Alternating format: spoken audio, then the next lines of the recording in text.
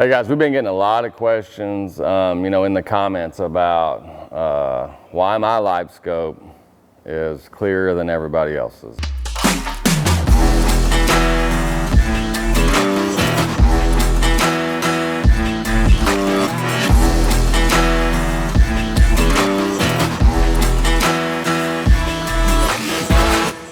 Heard a lot of rumors from special transducer to special, incognito units, all of this kind of stuff. And that's just simply not the case. I got the same transducer that you guys have, the same units come out of the box.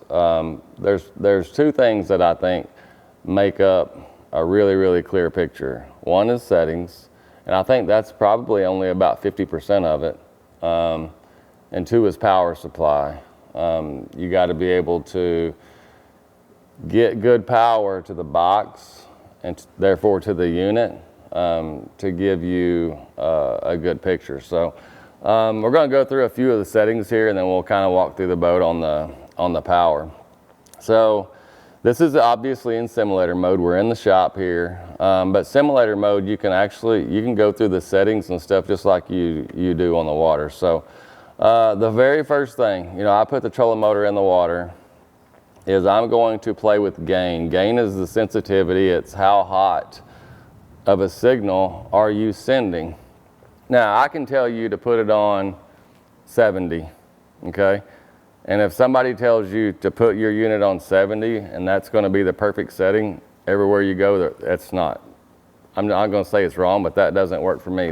This sensitivity is something that changes everywhere that you go on the lake. Now there's some days I go out and I can put it on 65 and leave it there all day long and it's fine. But you have to think about when that sonar beam bounces back, you get that return, it's coming off of different things, rocks, mud, grass. So you have to change that to make your signal hotter or tone it down a little bit. So, first thing I do, put the trolling motor down, is I'm going to turn that, you see how it gets real fuzzy? All that's doing is that's making that, when you turn that gain up, it's making the signal real hot. Really, really, you're picking up everything in the water. I wouldn't be surprised if it's not just sediment in the water. And when I say sediment, I'm talking like super, super small. You want to turn it up hot, and then you just want to start backing it down. And I back it down literally click by click until all of that, for the most part, all of that sediment's gone. And what that tells me is I'm as hot as I can be without seeing the sediment, but I can still see all of the features, all of the fish, everything, my bait, all of that stuff. So you want to play with that. That's the number one thing that I play with to get a clear picture. As far as the forward depth, that's just something, around here, typically it's 75 or 80. That's a good cast, off of a brush pile, off of a school bus, whatever. I just got back from St. Clair. Up there's not a lot of features. It's flat. I had mine set on 120. I could make a long cast with a tube and get those fish out there at 120. So that changes based on where you're fishing at. The up and down depth, some guys leave it in auto. Auto would be fine if you were on something that Okeechobee, St. Clair, where, you get in 5 foot of water and it's just always going to be 5. I don't like leaving mine in auto because if I'm setting in 25, throwing in 15, and I pan out here, over deep water to look, then your screen changes and it adjusts. So I try to just keep mine 4 or 5 feet.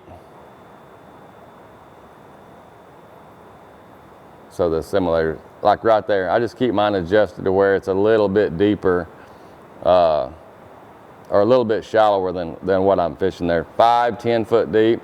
A good thing is just 2/3 of the screen. That way when I pan out over deep water and it goes down, I can still see structure and fish and that kind of stuff. So those are the 3 settings.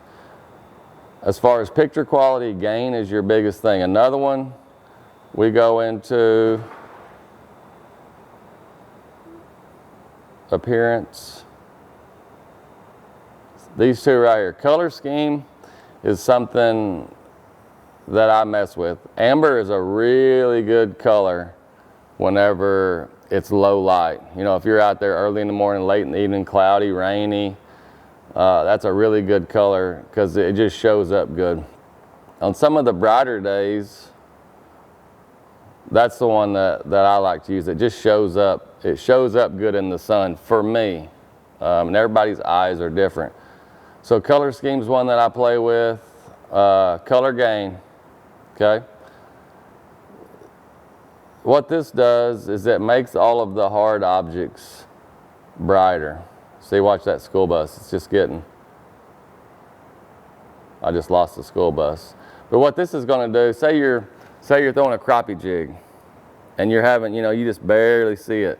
You can turn that color gain up and you're going to be able to see it. But what it also does is it makes everything else brighter, rocks, fish and all that kind of stuff. So, you know, the question would be, why would you not just leave it high all the time? Well, there's kind of a happy medium there where, you know, I want those bigger fish to be brighter.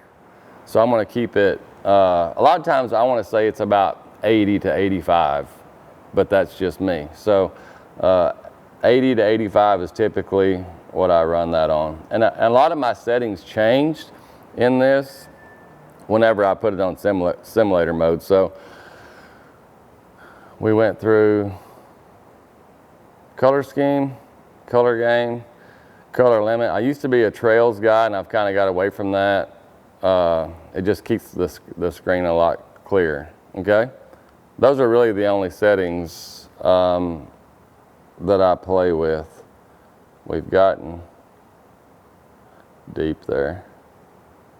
And see, in my opinion, that screen right there, the color limit is a little bit high because everything's real hot.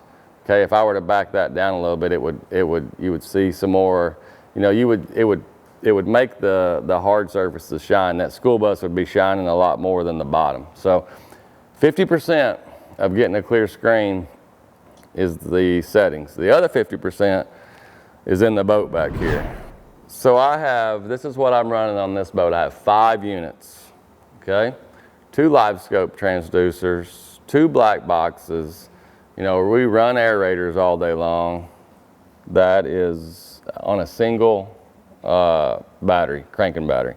This battery runs my engine, all of the electronics and everything on the boat. Now it's a Lithium Pro, it's beefed up, it's a bigger battery, and it does a great job.